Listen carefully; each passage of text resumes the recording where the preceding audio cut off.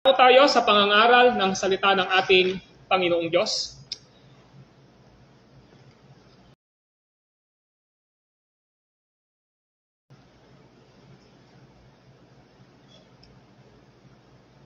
Wala nang iba na dahilan kung bakit ipinanganak in the right time ang ating Panginoong Jesucristo.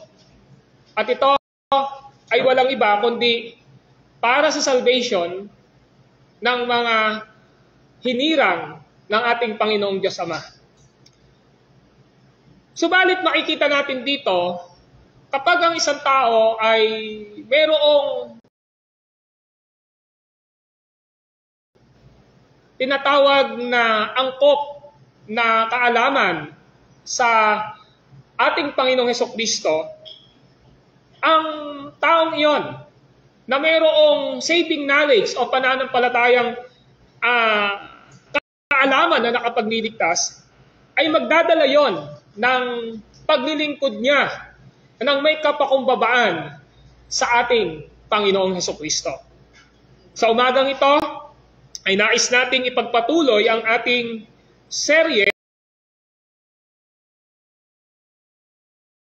dito sa Matthew chapter 2. At ngayon ay buksan natin ang ating mga Biblia sa Matthew chapter 2 upang nasa ganon ay makita natin kung paano gumawa ang Diyos sa buhay ng mga wise men, kung paano nila pinaglingkuran ang ating Panginoong Jesucristo.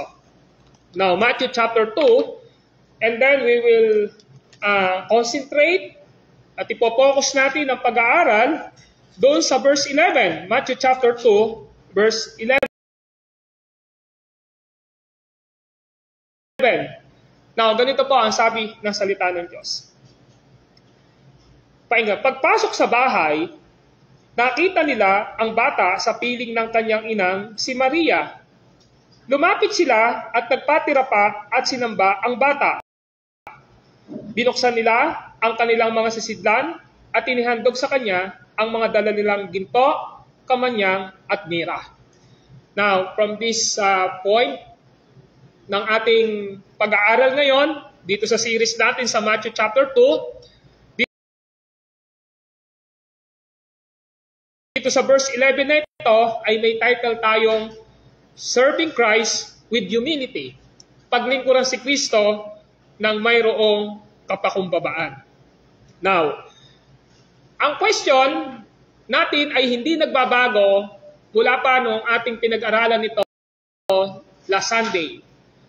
The question is, paano mo mapaglilingkuran si Jesus na nagligtas sa iyo na hari ng mga hari? So, ang tanong, paano mo mapaglilingkuran si Jesus na nagligtas sa iyo na hari ng mga hari? So, nakita natin from verses 1 to 10, serving Jesus Christ with sacrifice. Malinaw yun na nakita natin na paglingkuran si Jesucristo ng mayroong pagsasakripisyo with sacrifice. Paano natin nalaman na mayroong sacrifice na inilagay ang Diyos sa paglilingkod ng mga wise men? Mamaya makikita natin kung gaano katagal nilang nahanap at nakita itong batang si Jesus mula sa kanyang pagiging baby o sa kanyang kapanganakan. Nakita natin na maliwanag sa nakaraang pangangaral na ang daming mga sacrifices na pinakita nitong mga wise men na ito. Una, hiningi nila ang awa at tulong ng Diyos. Hiningi nila ang awa at tulong ng Diyos. So, nakita natin na hiningi nila ang awa at tulong ng Diyos at ang awa at tulong ng Diyos na ito ay bukas para sa kanila. Letter B, nakita natin, pinanghawakan nila at sinunod nila ang sinasaad ng banal na kasulatan. Kung ano ang sinasabi ng banal na kasulatan, yun ang sinusunod nila. So yan yung nakita natin last Sunday. So serving Jesus Christ with sacrifices. Now, we will proceed in point number 2 sa ating pag-aaral ngayon na serving Christ with humility. Paano mo mapaglilingkuran si Jesus na nagligtas sa iyo na hari ng mga hari? Number 2. Sa pamamagitan ng pagpapakumbaba mo sa Kanya. Sa pamamagitan ng pagpapakumbaba mo sa Kanya. Ano ang sabi ng verse 11? Sabi ng Matthew chapter 2 verse 11 ay ganito. Now listen, ang sabi po ay ganito. Pagpasok sa bahay, nakita nila ang bata sa piling ng kanyang inang si Maria. Lumapit sila at nagpatira pa at sinamba ang bata. Binuksan nila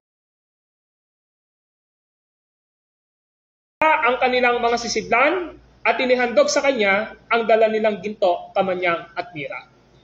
So ito yung pinakamaganda sa paghahanap nila kay Jesus, eto ngayon, natagpuan nila yung bata. Now, pasinin po natin. Ang Diyos ay binigyan ng tulong ang mga wise men, ang mga magi.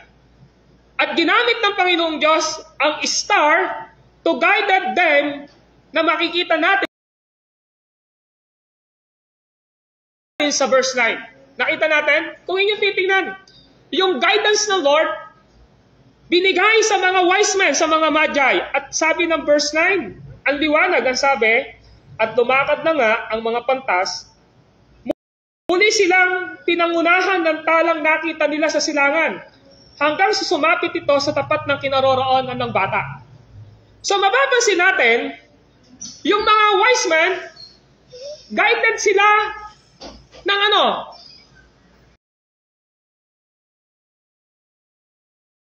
ng star. Now, this star is not a common star. This star is not a common star, but was the star. The star. Now, listen. Identify as a specific star by use of definitive article the. Kung mapapansin nyo sa English, the star in verse 9. Sa Tagalog, ang tala. Ang sabi ng verse 9 ay ganito. At lumakad na nga ang mga pantas, muli sila pinangunahan ng tala na nakita nila sa silangan. Now, the word, the star, pag tinignan natin, ito ay tumutukoy sa between na nag-identify na his star. So, yung word na the star, meron pong definitive article, yung salitang the, it is referring to the star na walang iba kundi star ni Kristo, his star, o between ni Kristo. Ang sabing gano'n na verse 9 ng ikalawang bahagi, hanggang sumapit ito sa tapat ng kinaroroonan ng bata. Kung mapapansin nyo ho, yung star, talagang parang yung providence ng Lord, ginamit yung stars. Hanggang sa dumating, sabing gano'n ng verse 9, napakalinaw ng chapter 2 verse 9, lumakad na nga ang mga pantas, and then ay sabi ron, muli sila pinangunahan ng tala. So, naisip nyo, pinangunahan?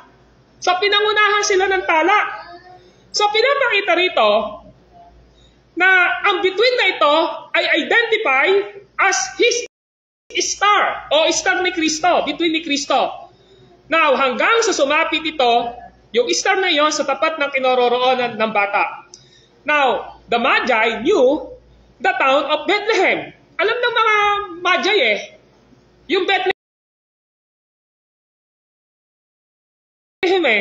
but the star was directing them to the specific location of Jesus. Kaya pinangunahan sila ng tala hanggang sa sumapit ito sa kinaroroonan ng bata. You see, even the star, use of God in the birth of Jesus to guide the wise men or Magi. Hindi ba kayo nagtataka? Even the star ginamit ng ating Panginoong Diyos sa pasanin natin. Sa wakas, sa mahaba-haba at matagal nilang paghahanap kay Jesus, natagpuan nila ayon sa verse 10. Medyo mahaba. Mamaya makikita natin gaano ba kahaba.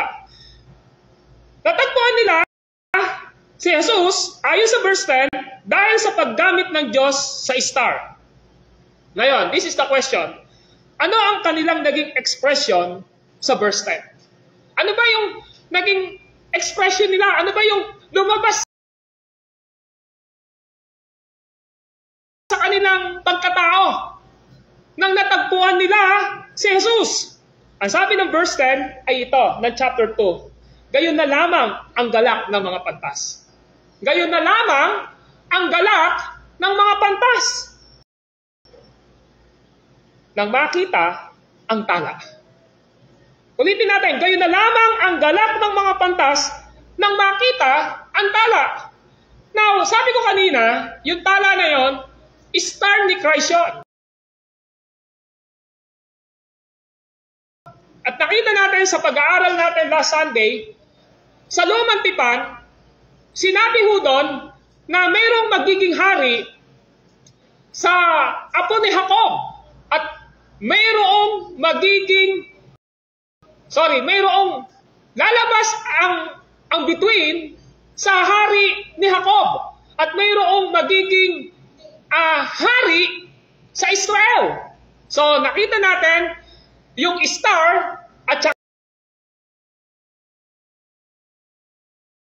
yung king na binabanggit doon ay parehas mo. Now, tuloy natin. So ano po yung naging expression nila? Ang sabi ng verse 10, meron silang kagalakan. Ang sabi ng verse 10, maliwanag, napaka-simple na sabi, ay ito, gayon na lamang ang galak ng mga pantas. Ano yung naramdaman nila? Galak. Tama po ba? Joy. Ang nasabi nila. Sa ang bagong ang Biblia, tinignan ko po ang salitang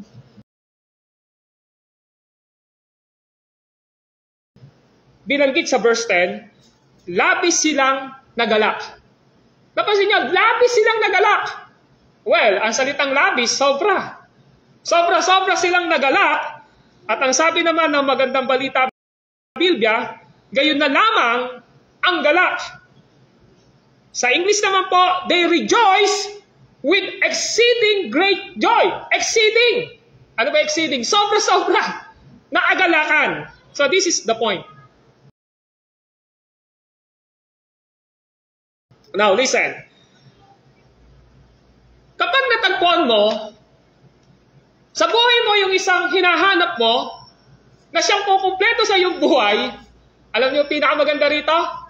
Magkakaroon ng tunay na kagalakan. Nang natagpuan ng mga wise men ang ating Panginoong Jesucristo, labis ang kanilang kagalakan. Despite na napaka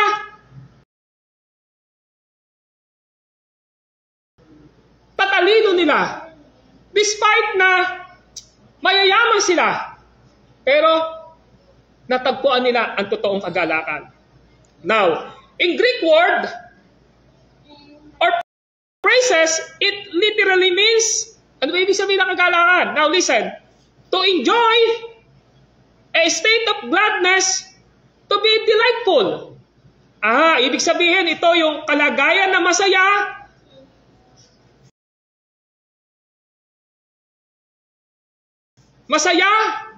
at tuntua ka, at ito ang kalagayan na mayroon kang nararamdaman na ligaya sa iyong puso. Yan ang ibig sabihin ng joy. Nung natagpuan nila, mayroon silang great pleasure. Nung natagpuan nila, yung great pleasure, yung nasa ng laman nila, wala pala sa takbo ng sanlibutan. Na kay Jesus pala. Yung pagod nila,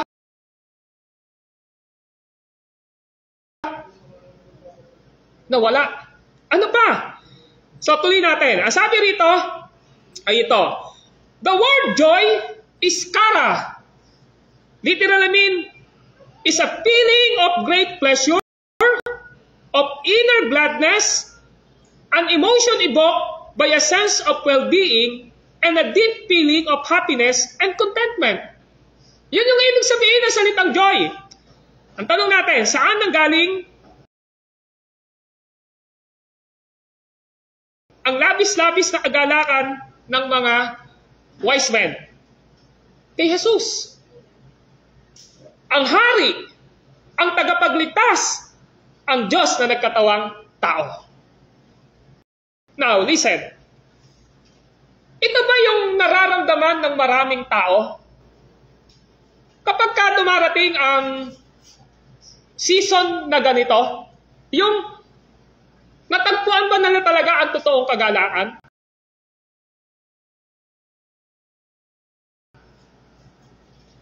Tanungin natin yung maraming tao, masaya ka ba ngayong Pasko? Well, nasabi nila masaya. Pero saan nanggaling yung kaligayahan nila? Ito ba talaga ay galing sa mismong pinagdiriwang ng kapanganakan na si Jesus mismo? O baka naman sa ibang bagay? Ang mga pantas, ang mga wise men, natagpuan nila ang totoong kagalakan nila kay Jesus. Nawala ang pagod nila, natanggal ang lahat ng kanilang alalahanin, at ang totoong kagalakan nila ay nasa Panginoong Jesucristo.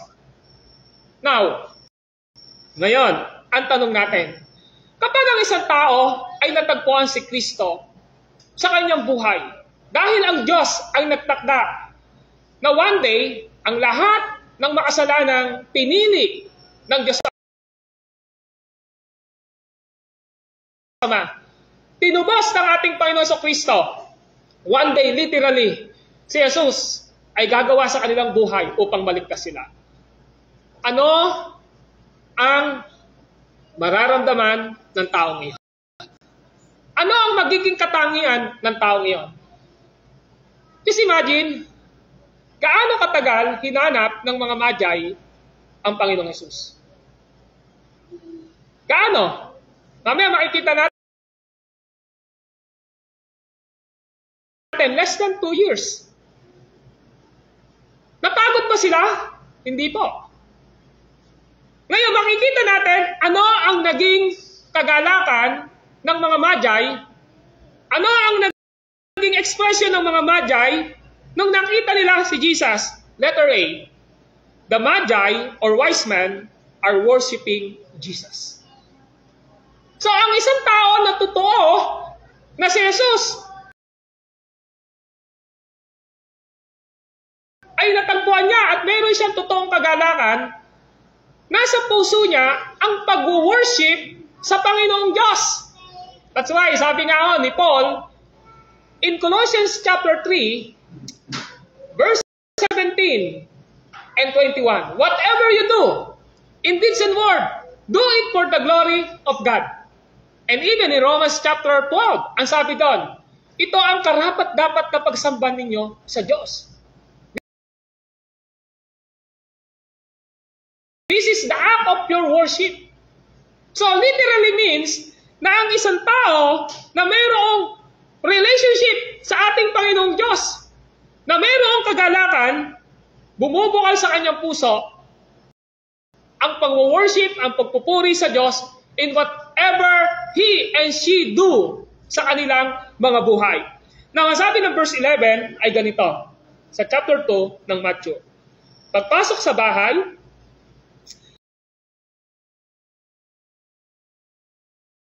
nakita nila ang bata sa piling ng kanyang inang si Maria. Lumapit sila at nagpatira pa ang sinamba ang bata. Hindi na ho baby hindi na ho sanggol Bata na Napansin nyo? So kung titignan natin, winworship ng mga wise men, sino? Ang bata, si Jesus. Now, alam nyo po, kapag kumuha tayo ng cross-reference sa Lucas chapter 2 verses 8 to 20 is the first record worshiper were 4 Jewish shepherds. Doon sa Book of Luke, chapter 2, ang unang tala na sumamba nang nalaman nilang ipinanganak na sa Bethlehem si Jesus ay ang mga may hirap na Hudyo. Sino sila? Mga shepherd. Kapag inaral niyo po itong mga shepherd na ito, they were Jewish. Pero may hirap sila. Sila yung may hirap na unang sumamba. Kaya nga kung mapapansin ninyo, sa account ni Lucas, ang unang nilapitan ng anghel at ibinalita na dumating na ang kaganapan ng kapanganakan ng tagapagligtas. Ito ho ay ang mahihirap na Hudyo na pastol. Yan yung makikita natin. Now, dito sa Matthew chapter 2 verse 11, itong mga magi na ito at yung wise men na ito, alam niyo sino sila? Sila po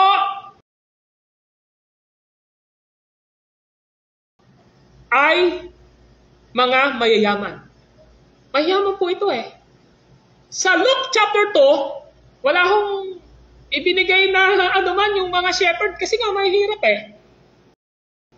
Mahirap sila, nag-worship sila, nagpatira pa sila. Kaya pag binasa nyo yung Luke 2:8-20, sinamba nila ang Panginoong Jesus. Kahit hindi nila nakita, sinamba nila ang Panginoong Jesucristo. Sa Luke chapter 2, verse 8-20. Pero dito sa Matthew chapter 2, verse 11, the rich Gentiles, wise men. Sila yung kauna-unahang nag-worship kay Jesus na mga hentil. So, Hudyo at saka hentil, mayaman, mahirap, parehas na nag-worship kay God. Okay? This gives us understanding of Jesus' life purpose to be the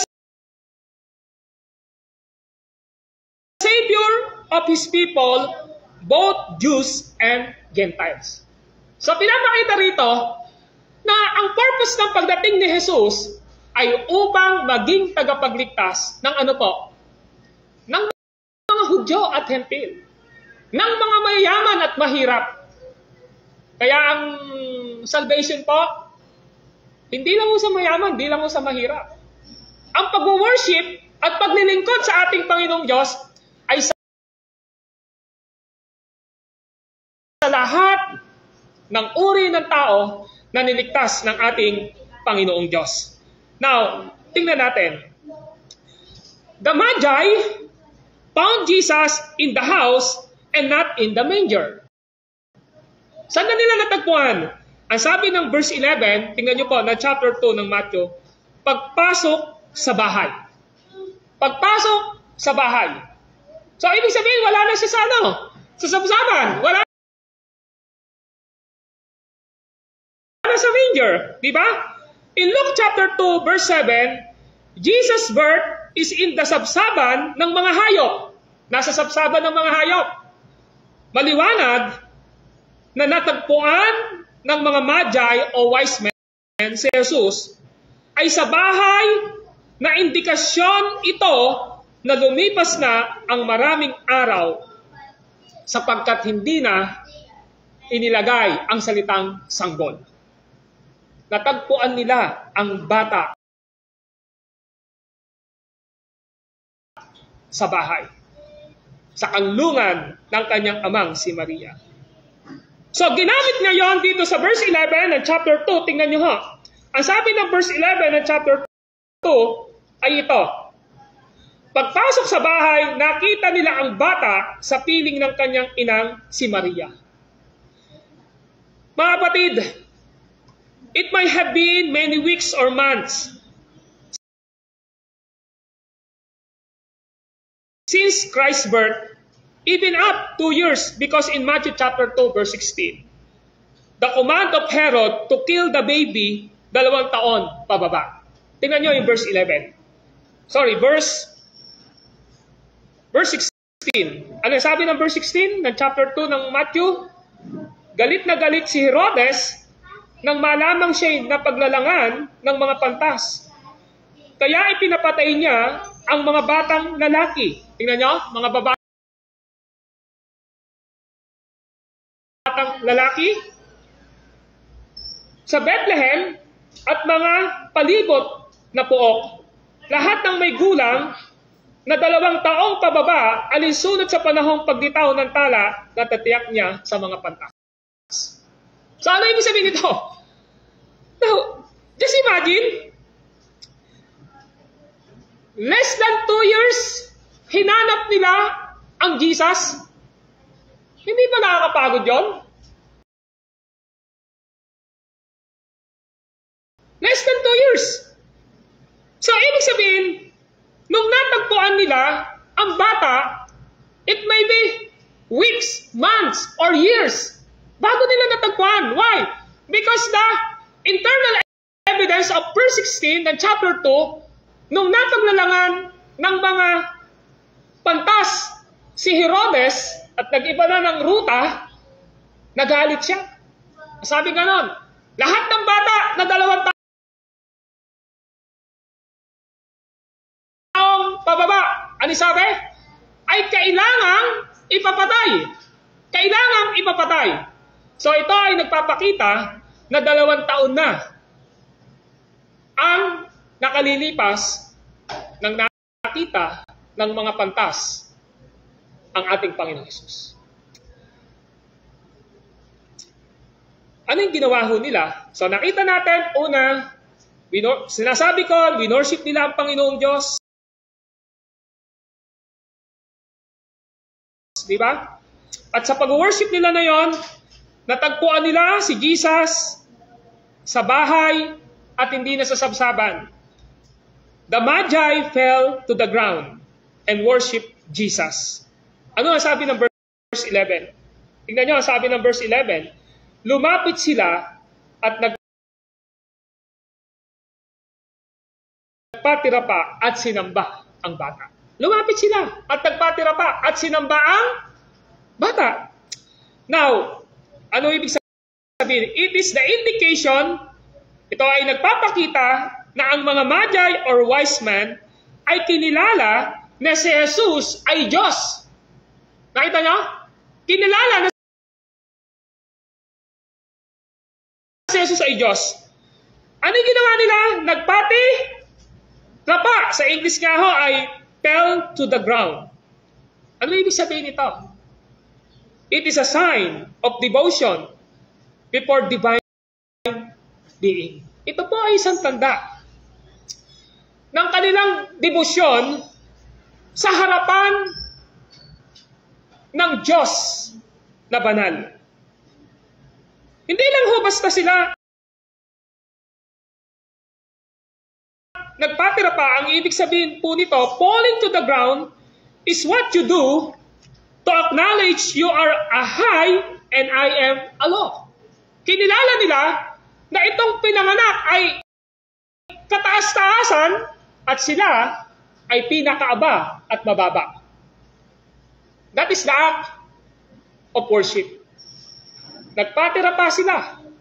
Sinamba ang bata. Notice, they worship Jesus, not Mary. Nakita niyo? Sinamba nila ang bata. Kasi sabi ho ng verse 10, pagpasok sa bahay, nakita nila ang bata sa piling ng kanyang inang si Maria. Eh hindi naman po sinamba si Mary . So tandaan natin yan. They worship Jesus, not Mary, who is not to be worshipped, and Scripture never described as a being worshipped. Respect to Mary, yes, but never worship. Respetuhin natin si Mary, pero i-worship siya, hindi ho. So nakita natin yon. Now, pangalawang makikita natin, sa verse 11 ay sinamba. Yung una, nagpatira pa at ngayon ay sinamba. Ang salitang sinamba o worship ay may kahulugan na to prostrate oneself, to kiss the hands to one in token of reverence, to fall upon the knees and touch the ground with forehead as an expression of a profound reverence, and this is exactly what the Magi did to Jesus. Ang salitang sinamba ay nagpapakita na nakadapa ang kanilang mga sarili, hinahalikan daw ang mga kamay bilang pagpapasalamat ng paggalang. Sila ay lumuluhod at ang kanilang mga ulo ay sumasayat sa lupa bilang pagpapahayag ng kanilang napakataas na paggalang. At ito ang ginawa ng mga wise men. Nakita nyo? Ang ginawa ng mga wise men, dumapa, hinalikan ang mga kamay bilang tanda ng paggalang, lumuhod, at ang kanilang mga ulo, yung head nila, itong noo nila, ay sumayad sa lupa. And this is what exactly the Magi did. Nakita nyo po? This is the first time na pinakita na nag-worship ang mga Hudyo. Ay sorry, ang mga Gentiles. Pero alam nyo, in Matthew chapter 28 verse 9, alam nyo yung nangyari. Na ang ating Panginoon Jesucristo ay pupunta na sa langit, winorship din po nila si Jesus. Alam nyo, even in Matthew chapter 28 verse 9, para lang mabigyan kayo ng idea rito, 28:9, ngunit sinalubong sila ni Jesus at binati. At lumapit sila, niyakap ang kanyang paa at sinamba siya. So nakita nyo, kahit na yung mga disciple, ganun yung naging act ng worship nila. Kaya pag sinabing worship, may gesture, may posture sila sa panahon nila. Tayo, nag-worship kay Lord, nakatayo lang tayo di ba? Sometimes, tinataas natin yung kamay natin, pero sa kanila matindi yung pag-worship nila Yung mga Gentiles, wise men, talagang ginawa nila. Sinamba nila yung bata, even yung mga disciples ng papalik na si Jesus sa langit, ganun din yung ginawa nila. Sabi nga ho ni Spurgeon, ang ganitong pangungusap, and I quote, ang sabi niya, "Those who look for Jesus will see Him. Those who truly see Him will worship Him. Those who worship Him will consecrate their substance to Him." Ganda na sinabi ni Charles Spurgeon, ano? Doon daw sa mga titingin para kay Jesus, ay makikita niya sila. At yung tunay na nakakita sa Kanya, ay sasamba sa Kanya.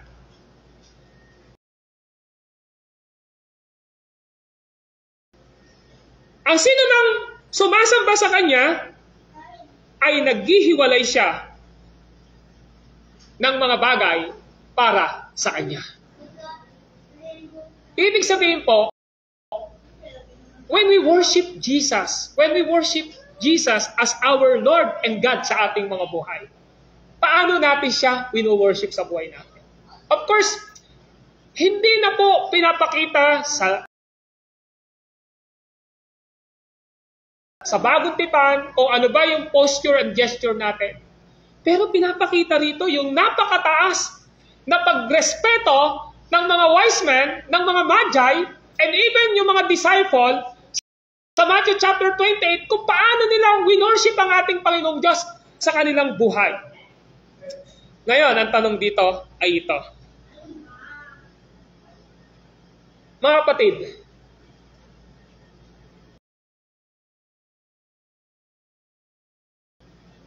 paano natin worship si Jesus sa buhay natin ngayon? Di ba? Yes, we have a worship service every Sunday. Good, dahil yan yung tinuturo ng ating Panginoong Diyos. Pero paano pag weekdays?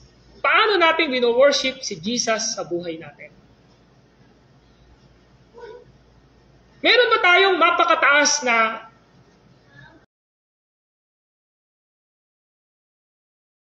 paggalang at pagsamba sa ating Panginoong Diyos? Dahil alam natin na He is the Lord ng ating mga buhay. Kung titignan natin, itong mga magi na ito, wise men na ito, sa pagsamba sa Panginoong Diyos, hindi nila tiningnan ang kanilang mataas na posisyon.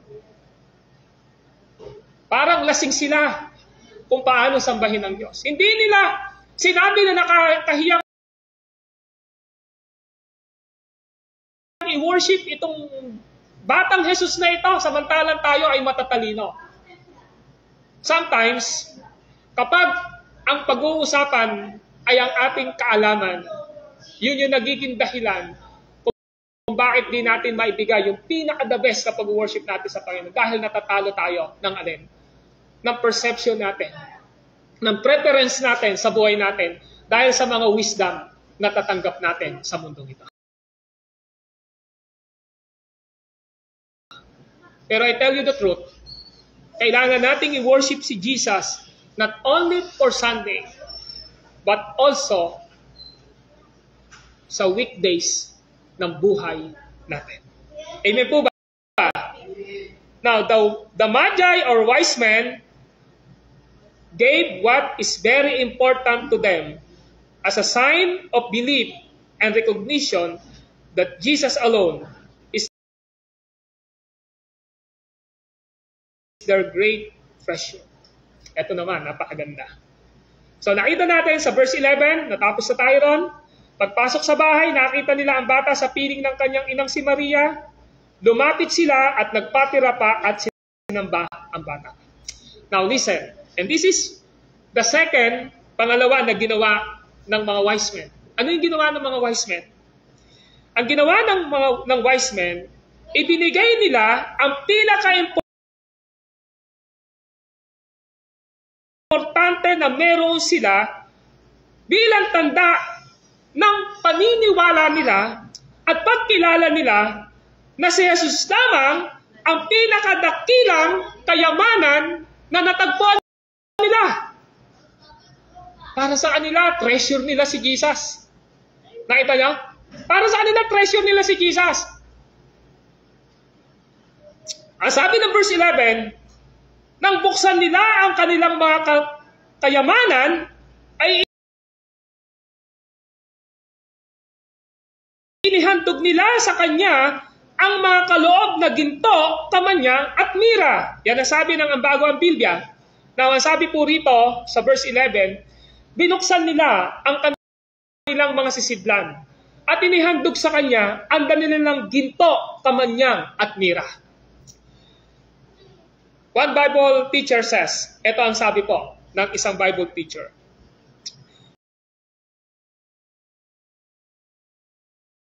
At tumutungo ito sa mga wise men.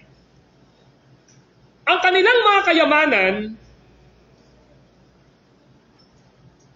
their treasure implies they gave their best.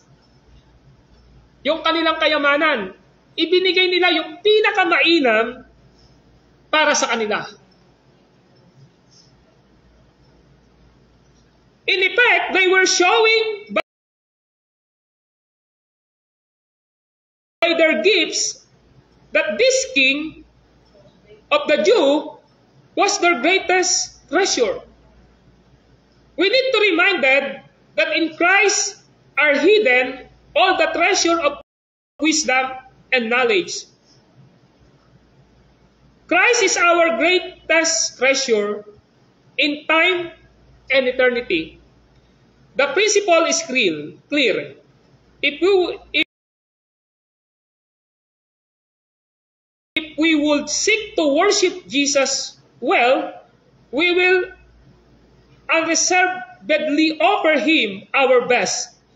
The worship of the Magi was associated with voluntary giving of gifts. So parang sinasabi lang po ng author na ito, yung Colossians chapter 2 verse 3, sa kanya natatago ang kayamanan ng kaalaman at karunungan. Si Kristo po yun. Now, pinapakita rito ng author na ito na aking kinote na si Kristo ang pinakadakilang kayamanan ng tao sa panahong ito at sa walang hanggan. Ano ang ibig sabihin po nito?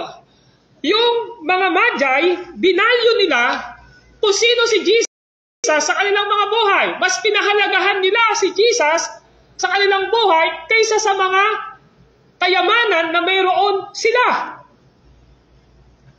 Naon niyo po punto?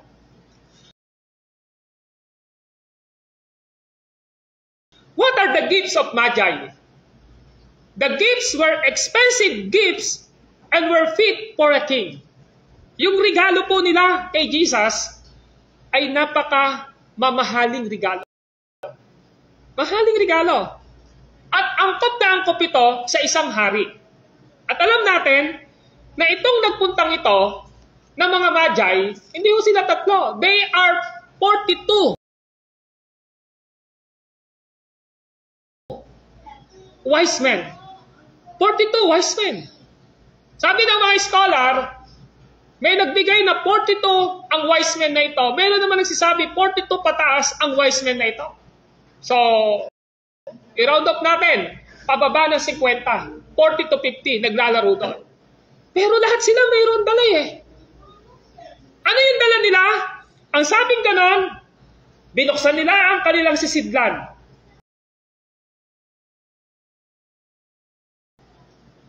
Mga sisidlan. At inihandog sa kanya. Hindi ho kay Mary hinandog eh. Hindi sa nanay eh. Inihandog sa bata. Parang ang dating doon. Di ba dapat sa nanay mo ibigay? Oh, Mary, ito yung handog namin sa kanya kasi hindi pa siya maisip eh. Hindi. Directly sinasabi ng Bible, inihandog sa kanya ng mga wise men, na 42 plus na wise men, kay Jesus mismo. At ano ang hinandog? Gold. Ginto. Ayun ang sabi. Ang sabi ron, inihandog sa kanya ang dala nilang ginto. Now, why gold? It is a symbolic of Christ's deity. Ang ginto po ay simbolo po ng pagiging Diyos ng ating Panginoong Hesus. Second, kamanyang o frankincense.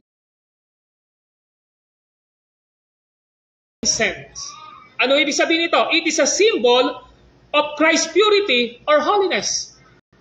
Ito po ay simbolo ng kalinisan at kabanalan ng batang Jesus na naroon.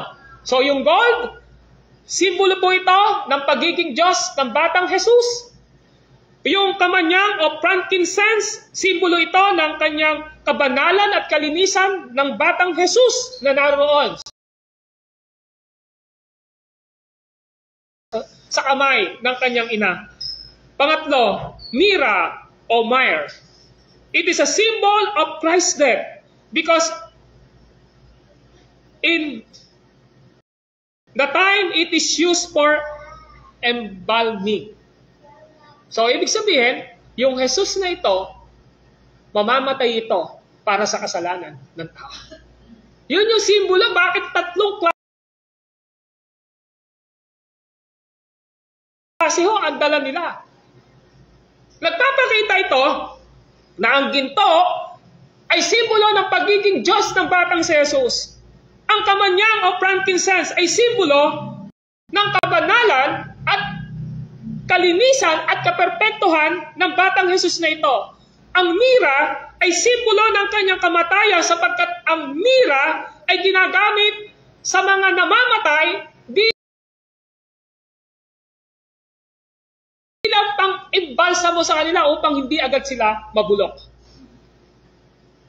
So napakatalino ng Diyos para i-present ng mga Gentiles, wise men na ito, na itong pinanganak na Jesus na ito, talagang siya ang Diyos na tagapagligtas sa nagkatawang tao. Nakita niyo? Binigay nila. Sa kanila palang pinakita na nila kung ano yung meron sila na pinakamahalaga sa panahon nila. Ito yung tatlo na ito, mahalaga po sa panahon nila ito. Yung ginto, sino ba naman yung ayaw ng ginto? Di ba? Ngayon nga, ang presyo daw ng ginto, 3,600 per gram. 3,500 per gram, di ba? Yun yung sinasabi nila. Ginto, kaya nga time is gold di ba? Ibig sabihin, yun yung pinakamahalaga sa kanila. Yung pabango na mamahalin, ibinigay nila. Yung kamanyang, dala-dala nila. Ibig sabihin, all in all, si Jesus ang treasure ng buhay nila. Parang sinasabi nila, wala yung ginto na yan kung wala si Jesus sa buhay mo. Wala yung bango na yan kung wala si Jesus sa buhay mo. Wala yung mga frankincense na yan kung wala si Jesus sa buhay mo. Pinapakita ngayon dito, si Jesus ang kayamanan. Jesus is their treasure sa kanilang mga buhay. Mga kapatid, why the Magi gave these three kinds of gift to baby Jesus?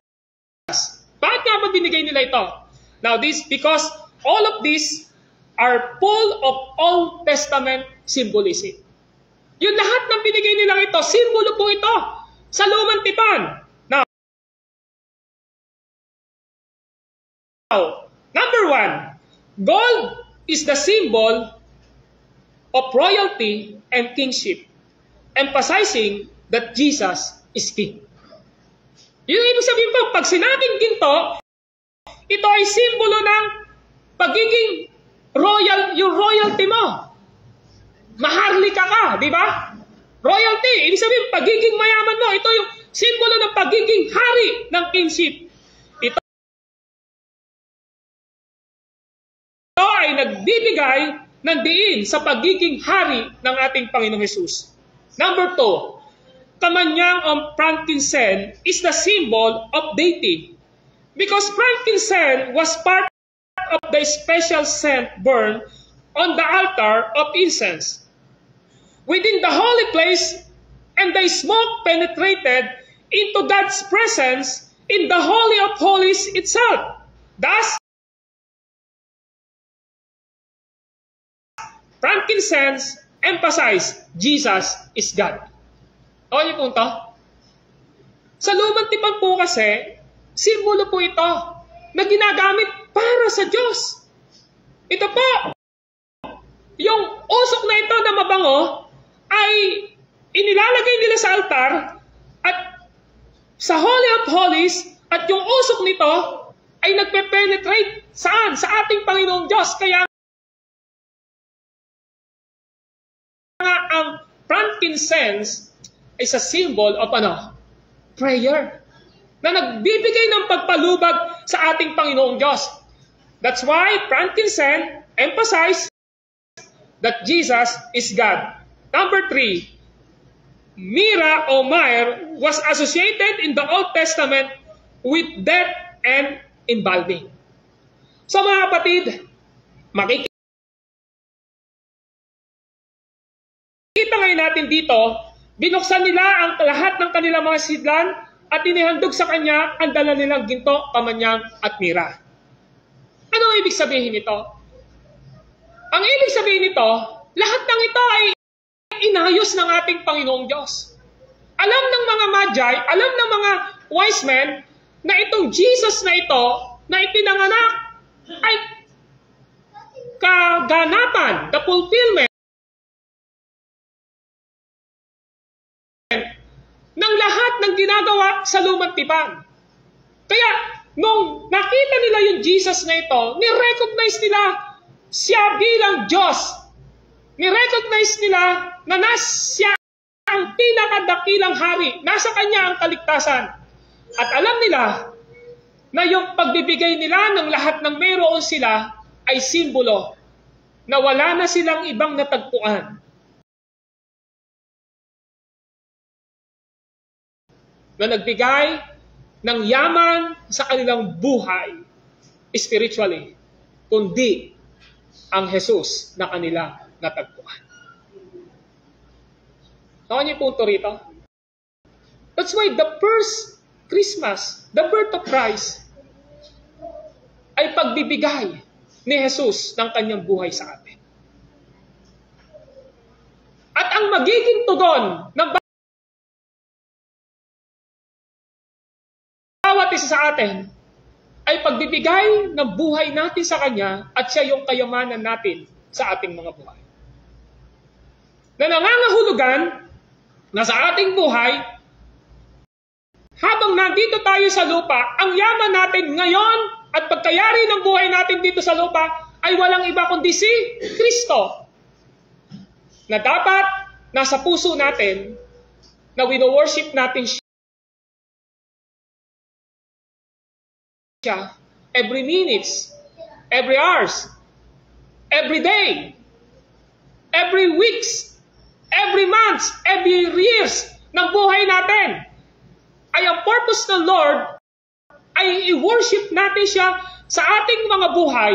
At kapag wino-worship natin ang Diyos sa ating mga buhay, na paglilingkuran natin siya sa buhay natin sa pamamagitan ng mga ginagawa natin.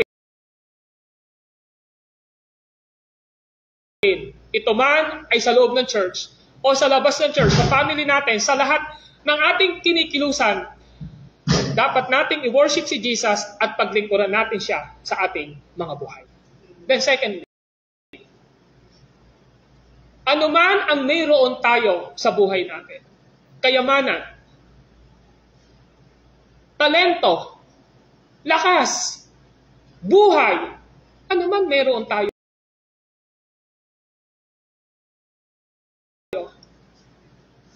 iniisip natin palagi, ang lahat ng ito ay gagamitin ko upang maparangalan at mapaglingkuran ko si Kristo sa aking buhay.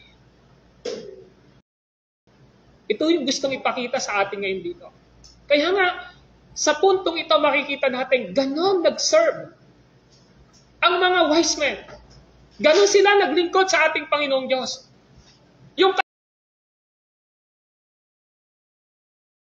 kanilang katayuan, yung estado nila sa kanilang buhay, ibinaba nila. Kaya makikita natin kung gusto nating tayo ay makapaglingkod ng tama sa ating Panginoong Diyos. Kung gusto nating maparangalan ang Panginoong Yesus sa ating mga buhay, paglingkuran natin siya ng may kapakumbabaan sa ating mga sarili. At i-recognize natin sa buhay natin na kapag si Jesus ay tunay na nasa ating mga buhay, wala pong kapaguran na paglilingkuran natin siya sa buhay natin. Just imagine, gaano katagal?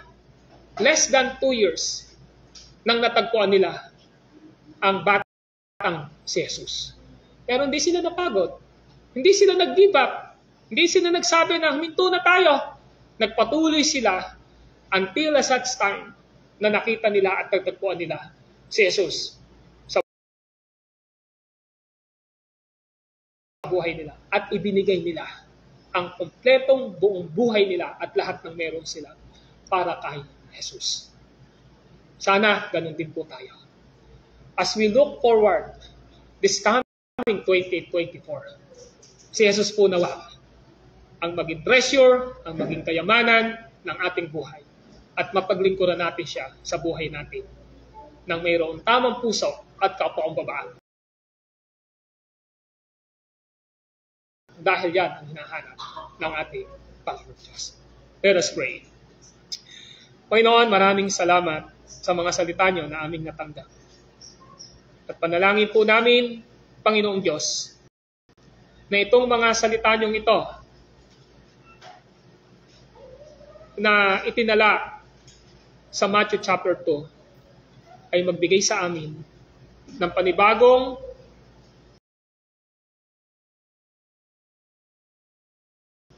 kagalakan, encouragement, lalo na sa pagkukumit ng buhay namin sa aming Panginoong Hesus. Hindi po madali ang maging isang anak ng Panginoong Hesukristo. Ang maging Panginoon namin siya at tagapagligtas ng buhay namin. Dahil meron pong mga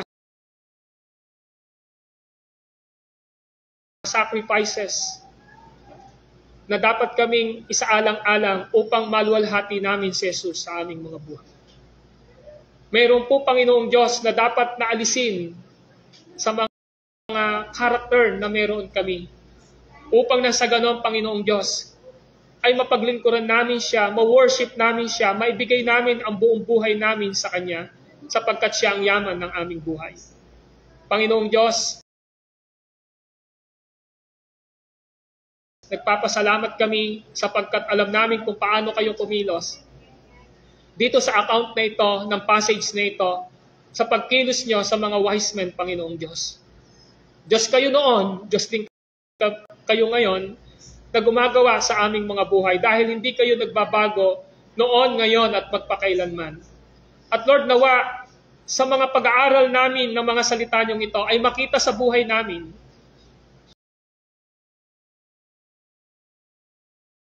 ang inyong biyaya ng pagkilos na nawa po in every minutes, hour, day, weeks, months, years ng buhay namin. Nawa po naiisip namin na dapat magbigay kami ng karangalan at pagpupuri sa inyo.